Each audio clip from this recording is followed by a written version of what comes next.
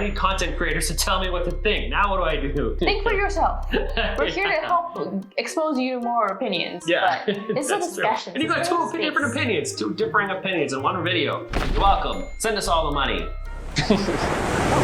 I don't know.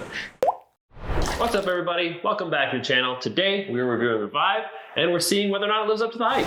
It's been 5,000 years since civilization was destroyed. Now you must lead your tribe and explore the frozen earth, harness its resources, recruit surface survivors to your cause, build factories with amazing machines, and populate ancient sites to become the ultimate tribe. Revive is a game for 1 to 4 players designed by a bunch of names I can't pronounce that plays in roughly 2 hours. On your turn, you'll perform 2 actions consisting of playing a card for either the top or bottom effect, and then possibly getting even more resources by triggering the built-in modules that you've placed. Or explore a new tile by first receiving the benefits on the tile, like a new card, and then flipping it over. Or populate either ancient locations by placing one of your men for your personal board, thereby unlocking a new advancement. Or finally, building a factory, which if built next to a certain terrain type, can help you advance down the tracks of your machine and unlock new powers you can use. You'll do all this until the last ancient artifact has been taken and the player with the most points is the winner. So when you first read the back of the box for Revive, it sounds like super interesting.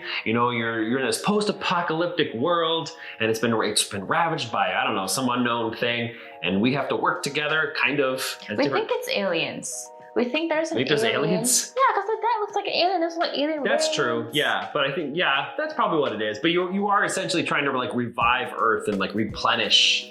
None of it feels like that. It doesn't feel like that at all. No. Once you start playing, you just kind of like, the theme just sort of disappears. I would go one step further and say the theme is non-existent. Yeah. The only action or the only part that I feel is true to the theme is the exploration part. But It does feel like there's exploration. so many games that does exploration that is no longer like, wow, you Yeah, know, I it's suppose. so interesting and new. Exploring Spring of a Child is crazy. I am interested to see what I flip over, whereas in a lot of exploration games these days, I just don't care what it is I'm exploring. Yeah, I think the exploration is pretty well handled, pretty thematic, at least somewhat, and I think the characters are at least thematic. You know, I love the way they look. They have a lot of charm to them. And if you look at their player powers, they're like super diverse, and they do kind of fit what you'd expect the character to do. Aside from that, it is just like, you know, flipping tiles, flipping cards, you know, there's not much theme, and that's okay, because what the game boils down to is mechanism. So the question becomes, you know, does the game shine alone, based purely on its mechanisms? I love the card play. I think it's really clever and it's pretty unique. At least I don't see it in a lot of games. The fact that all these cards have, you know, 2 sides on them. Usually the top side is more about resources, where the bottom side is more about some sort of more unique power, and you decide whether or not you want to put it under your tableau facing up or facing down. I like those types of choices, and I think it's really well done. And the fact that you can take those modules and you can slide them in to your cards to sort of combo. I enjoy the fact that it's also a game that just rewards you for pretty much everything you do. You know, you draft a card, and then you can play that card, and it combos off the modules because they give you resources. And then if you move up these tracks on your board, which then unlock more things for you to do, and then also give you resources. It's about rewarding you. And that is very pleasurable in that respect. I have the exact opposite opinion about this. I do agree that the cards are very interesting, and that I don't remember any of the game that has that kind of top-bottom card, and that you can slot it in different ways to use a different benefit. And that's, again, I do like those choices and those options.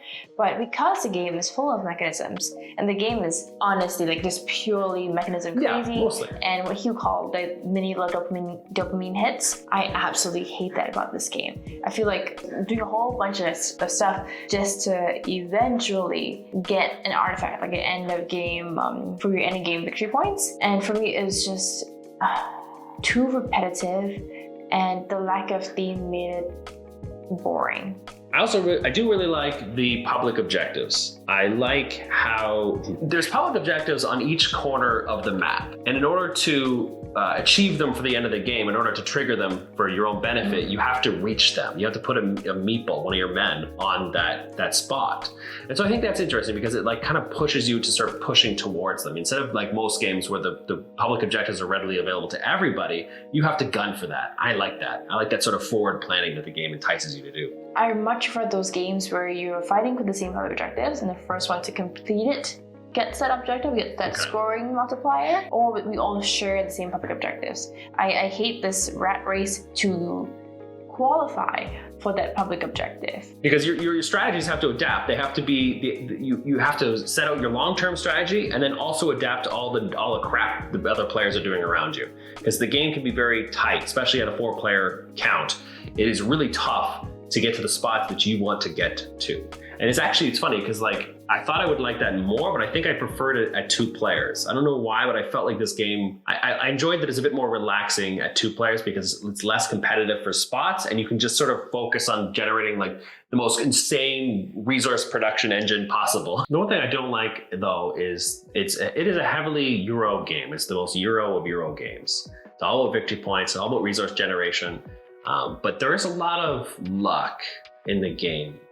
Which typically I'm okay for. You go through them some, right? Like you flip over a card and you know the tableau, the selection of cards that you get to draft from on your turn might not be as beneficial as you know what they could have been for another player. You flip over these crate cards and they might not get the resources that you want to get. Or these things, the little modules get flipped over and they may not be what you want and the other player got better ones. Or the tiles that you flip over themselves, they might not match up with the colors that you want, but your opponent flips them over and he gets exactly what he needs. Those things can be a little rough, but for the most part, I'm okay with it. He's not okay when he's not the one that gets all the good stuff. As stuff. long as I'm on the good end of the receiving end of that luck, I'm okay with it. There's just a surprising amount of luck for what I thought was going to be like a pretty straightforward like. And the luck is the part that I liked about this game. I found that the luck component, it has a very, very small impact on the entire game. It's not, yeah, it doesn't ruin anything. It's very small scale, and only people that are very focused on their own game are very jealous of other people and what and the luck they receive. Well, sometimes you want that perfect planning, and that I guess luck in that sense is good because it at least it throws a wrench in your plans and it makes you adapt. So you can't just have these like super far in the future plans. You have to adapt to all the obstacles being thrown your way. I really like the deck building portion of the game because essentially what happens is when you get one of those cards from exploring, it immediately goes into your play area and you get to use it for that round. Which makes the decision process much more rewarding and interesting, I think, because you're instantly getting rewarded with that card that you just wanted. And not only that, but once it goes into your discard, so to speak, you get it again in a turn or two. You know, it's not like a lot of other deck building games where, you know, you might put it in your deck and you're like, I hope I see this again sometime before the game ends. Yeah. It's always really frustrating in deck building games. Yeah, that's the one thing that I think, like the way all the cards and the mechanisms of the cards, I think was phenomenally executed with this game. The fact that, you know, whatever card you get, you can play right away. And like you said, deck building games, often, you know, you draw a certain number to your hand.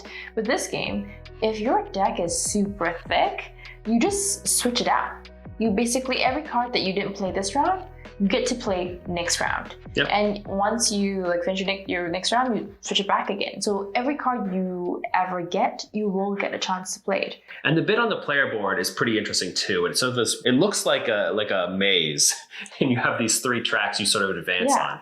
I think they're supposed to be technologies. But I think what's interesting is that they do unlock more actions that you get to perform, provided you have these little lightning bolts. They're free actions. But it's really cool that that they limit it based on the number of lightning bolts you get. Yeah, the game's all about providing you choices. You know, when do you exactly use those bonus actions? How do you use this card? Do you flip to the bottom? Do you flip to the top? Do you put it behind this module? But do you put it behind that module? There's a lot of options. And I think that's one of the reasons I really enjoy the game. When games just bombard me with choices, I'm usually pretty pleased. I don't know why. I like it. I like when games do that. He feels like there's a lot of control. Yeah, I like to have agency. There's a reason why I'm playing a board game. You know, that's the reason why I hate rest action so much. It's what this game has. You know, I like to make decisions, and you know, a decision that goes beyond simply choosing to rest. I think that's might be why I don't love the game as much as you do. Yeah. It's because I want less choices. I don't want to have to go fight for the shared public objective. I want them to just be like, these are the ones, everyone gets them, then you can choose, like, try to get as much points as you can in that specific objective. But I don't want to have to allot time and resources to go chase after them. It's almost too many things to go chase after. It can be, but I think that's what's supposed to encourage the player interaction, because there's not much player interaction. But that is one of the ways you encourage player interaction, is that sort of competition. Because otherwise this game would have no player interaction. Aside from the little lever that you can pull, every board has this little lever that you can pull down and gives you your choice to get one resource. However, and I guess this is a spoiler alert, we should say that this game has a campaign system. It's nonsense, it's complete garbage. I don't know why all of a sudden all games need some sort of legacy component. It's nonsense. Just open it all up and play with it. You'll be happy that you did, because the stories are particularly interesting and the mechanics that it unlocks are far more interesting. So I'm going to spoil something here. So if it's not important to skip over this, but it makes the lever that you pull on your turn that you're allowed to do once a lot more interesting. And it encourages a new way to interact with players, because if I pull that lever on my board, I get to choose a card, play on somebody else's board, and get the resources on that card. And it benefits them because they get to remove that card and use it for their next round. And it frees up that spot so they can put more cards there. It's very cool. It's really cool. That is like, when we start using that, what do you call it, that hack, I guess? Unlock? I don't know. It definitely made that specific, like sliding that lever action a lot more appealing. Because prior to that point, the lever, I thought it was like a slider, not a lever, but I guess it could be whatever. I don't know, I thought it was like one of those big latches that you grab and it was like, like shutting down a nuclear power plant or something, you know? On the board it slides, so it does slide. I would call it a slider. But prior to that point, the slider only allowed you to get one resource of a specific type. You didn't even want to do it. Yeah, because you could play a card or could go to a spot or something, and you get more resources than you would just fighting that slider. This felt like a waste of an action. Yeah, it actually made me want the game to do more of that type of stuff, like use other people's components, use other people's mechanisms. Maybe like there's one card that lets you play on other people's boards and use their stuff. So maybe they get the triggered modules. More player interaction. Yeah, I'm always down for more player interaction. You know, that's kind of what I'm saying about this game. Like, so this game is, if it was one of the first 10 games I ever played in my life, I'd be like, this is phenomenal. But because I've played so many games like this with so many great mechanisms, I'm like, it's a tough, my standard has gone higher. My standard it's a tough competition. It's occupying a spot, you know, in board gaming that it has some stiff competition. It's sort of like a medium heavyweight Euro game.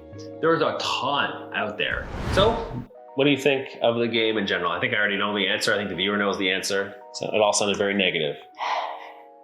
Honestly, it was just disappointing.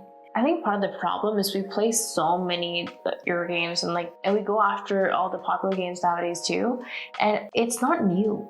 I think part of why I don't like this game, I don't love this game, is because there's nothing special. There's no new, for a mechanism crazy game, there's no new mechanism that blew me away.